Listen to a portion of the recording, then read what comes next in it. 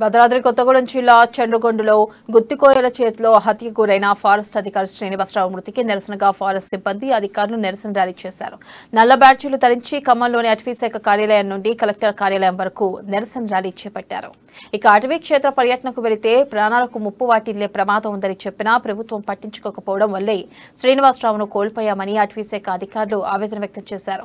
రాష్ట్ర స్థాయిలో ఫారెస్ట్ అధికారుల ఆదేశాలు వచ్చేంత వరకు విధుల్లోకి హాజరు కామని వారు తెలిపారు. విధులకు హాజరు కావాలంటే భయభ్రాంతులకు గురవుతున్నామని ఇప్పటికైనా రాష్ట్ర ప్రభుత్వం తమకు వెపన్స్ ఇచ్చి భరోసా కల్పించాలని డిమాండ్ చేశారు.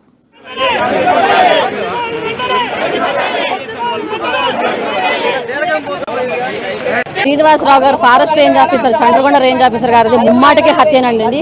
నేను సుమారు 2013 నుంచి బయ్యారంలో చేస్తున్నప్పటి నుంచి కూడా బయ్యారం కానివ్వండి, భూపాలపల్లి కానివ్వండి, ఎక్కడ మేము దగ్గర 10 సంవత్సరాల నుంచి మా ఇద్దరికి చాలా క్లోజ్గా పనిచేసాం అనమాట.